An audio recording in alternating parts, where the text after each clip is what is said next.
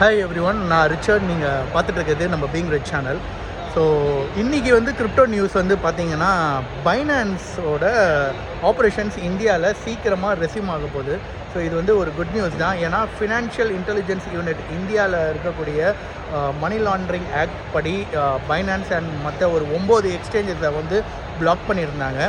இப்போது வந்து பார்த்திங்கன்னா இந்த கியூ காயின் வந்து அவங்க கிட்டத்தட்ட ஒரு 34.5 lakhs வந்து அவங்க பெனால்ட்டி பே பண்ணி அவங்க வந்து அவங்களோட ஆப்ரேஷன்ஸை வந்து திரும்பி ஸ்டார்ட் பண்ணுறாங்க.